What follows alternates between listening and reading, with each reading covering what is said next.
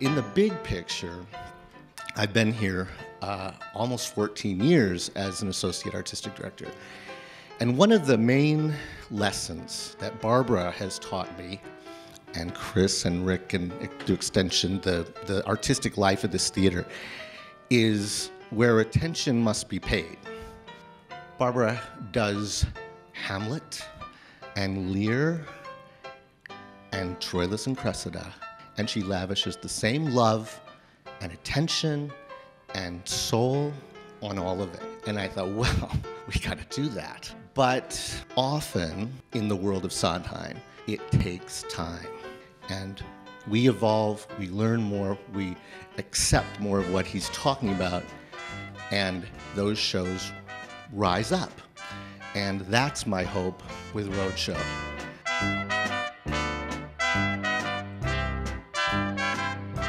What we were looking to do with that upstairs space is we really wanted the entire space of that theater to become our world. We're looking at turning that architecture into part of the set. So we weren't sitting there looking at a set, but it's sort of the audience was immersed within it. It's such a sort of an intimate story and personal, and we didn't want any of the magic in it to be theater magic. We wanted it all to be generated by the actors. So the story comes out of the actors. There's no sort of extraneous magic that happens. They travel all throughout the world, so it became this sort of old, beautiful, painted map, this sort of billboard. And within it are these old marquee bolts. So as we sort of travel around, we can show on this map where they are and how they're traveling. It's been such a treasure trove to investigate as a composer and to see the kinds of things that Sondheim is doing in this score, the kinds of things in his own career that he's hearkening back to, that are sort of coming back around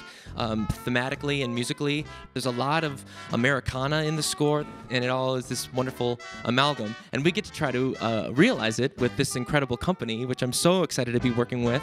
Both of these pieces deal a lot with what it is to be American, what it is to pursue the American dream in all the ways that is good and bad.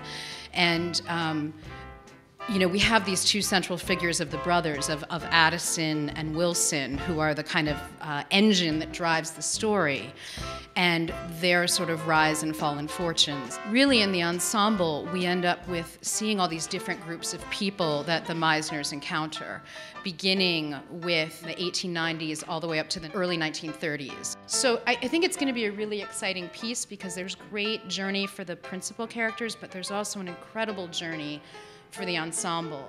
The first production I ever saw in the city was Pacific Overtures, in the same space that we'll be doing Roadshow.